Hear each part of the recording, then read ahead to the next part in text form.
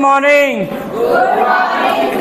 तो आज हम कैरियर मार्गदर्शन के में जो है क्या क्या देखेंगे उसको मैं बता दे रहा हूँ। इसमें हम अपने रुचि के अनुसार फील्ड का चयन या क्षेत्र का चयन कैसे करें, कैरियर में कितने विकल्प हैं उनको देखेंगे। विषय चयन करते समय 10वीं से 12वीं जाते समय क्या ध्यान दें, पढ़ाई की रणनीति कैसे बनाएं, उसका लक्ष्य निर्धारण कैसे करें और भविष्य में कैसे सफल हों, इन बातों को लेकर मैं बताया हूँ। आगे देखते हैं क्या है इसमें। सबसे पहला आगे ये है गलत कहाँ होते हैं लोग, असफल कहाँ होते हैं और लोग सफल कहाँ होते हैं, मैं इसमें बताया हूँ। जैसे दोस्त यार को देखकर, दोस्त लोगों को देखकर हम क्या करते हैं, फील्ड या स्ट्रीम का चयन करते हैं जो हमारे रुचि अनुसार रहे या नहीं रहे इससे कोई फर्क नहीं पड़ता, तो उसमें हमको असफलता लगती है।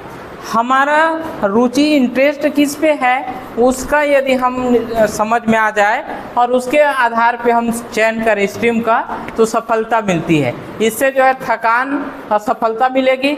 और सही तरीका क्या है कैरियर चुनने का, उस काम को चुने जिसमें समय का पता ही नहीं चले। हम कर रहे हैं कोई काम तो समय का पता ही नहीं चलता है। जैसे मैं पढ़ाने में अच्छा लगता है मेरे को, इसलिए मैं पढ़ाते पढ़ाते इतना है कि समय ही नहीं पता चलता है। तो ये जो है इससे सफलता होती है। तो अब देखो रुचि मतलब इंटरेस्ट, तुम्हारे मैम की बात नहीं कर रहा हूँ। रुचि मतलब इंटरेस्ट। ये क्या है, जिसको करने के लिए हमको जो है अच्छा लगे ऐसा काम क्या होता है, हमारे रुचि अनुसार काम होता है। ठीक है, तो वो अलग काम हमको चयन करना होगा।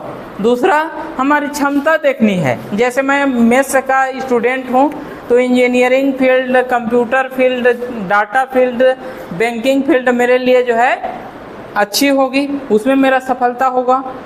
आर्ट्स वाला हूँ तो वो क्षेत्र में मैं नहीं जा सकता। तो इस तरह हमारी क्षमता को भी देखनी होगी और इन दोनों को देख लेने के बाद यदि हम सही अवसर मिल जाए तो हमारी सफलता क्या हो जाएगी, स्थायी हो जाएगी। आगे देखें। आगे है 10वीं के बाद पास करने के बाद रास्ते हैं, रोड है, ये सड़क है। एक सड़क ये है, एक वो है और एक ऊपर वाला है। पहला जो सड़क है वो स्कूलिंग के बाद जो है नियमित, जैसे 11वीं 12वीं में हम साइंस, कॉमर्स, आर्ट जैसे सब्जेक्ट लेकर आगे बीएससी, बीकॉम, बीए करके आगे बढ़ सकते हैं। तो वो डिग्री और उच्च शिक्षा की ओर जाता है। दूसरा है स्किल और डिप्लोमा। पॉलिटेक्निक एक डिप्लोमा होता है, आईटीआई होता है, पैरामेडिकल होता है। ये हमें क्या देता है, रोजगार देता है, लेकिन उच्च शिक्षा की ओर नहीं जाता है वो, और ये तकनीकी जॉब दे सकता है। और आजकल ये तीसरा लाइन है, तीसरा रोड है, ये डायरेक्ट जॉब में जाया जा सकता है। इंडियन नेवी एक आप सर्विस सुने हो, एग्ज़ाम होता है 10वीं के बाद 12वीं के बाद, उसमें डायरेक्ट हम नेवी में जा सकते हैं। नेवी के बारे में जानते हो? नौसैनिक सेना, जो ऐसी सेना जो समुद्र में हमारी रक्षा करता है, समुद्र में काम करता है, उसको क्या बोलते हैं, नौसैनिक। तो उसमें हम जा सकते हैं। इसमें हमको डायरेक्ट जो है शुरू से ही अच्छा वेतन मिल जाएगा। इसके अलावा फ्रीलांसिंग काम भी कर सकते हैं। मतलब फ्रीलांसिंग का मतलब हम कुछ जॉब करते करते कोई दूसरा जॉब पार्ट टाइम कर सकते हैं, तो ये फ्रीलांसिंग होता है। तो 10वीं के बाद 3 रास्ते हैं हमारे पास, तीनों रास्ते में आपका चयन हो जाना चाहिए अभी 10वीं के जस्ट बाद। तो जो 10वीं के बच्चे हैं इसको देख लेना। आगे देखो 3 विषय होते हैं 11वीं में विषय चयन करने का। पहला है विज्ञान, जिसमें आपका फिजिक्स, केमिस्ट्री, मैथ्स और बायोलॉजी होता है। कॉमर्स में अकाउंट, बिजनेस स्टडीज़ और इकोनॉमिक्स होता है। और आर्ट्स में हिस्ट्री, पॉलिटिकल साइंस, जियोग्राफी और साइकोलॉजी होता है। तो ये हमारा आर्ट्स में है।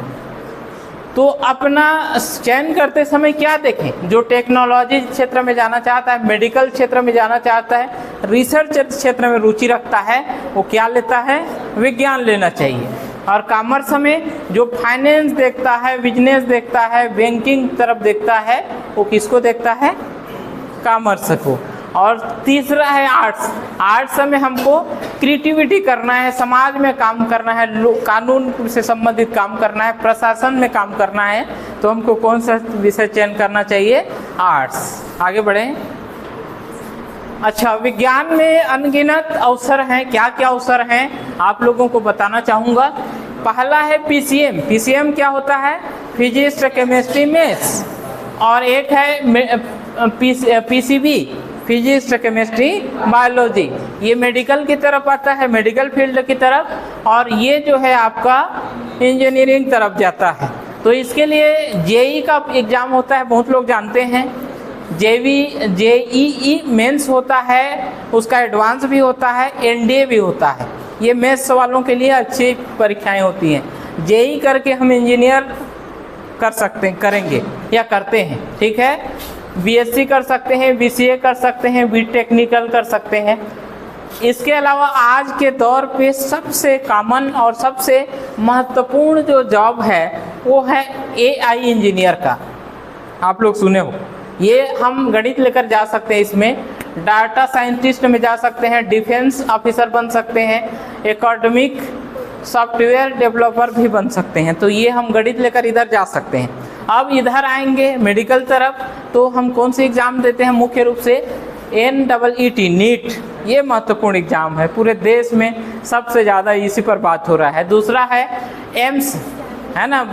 एम्स केंद्र सरकार के जितने भी मेडिकल इंस्टीट्यूट हैं वहाँ जाने के लिए कौन सी परीक्षा देते हैं? एम्स।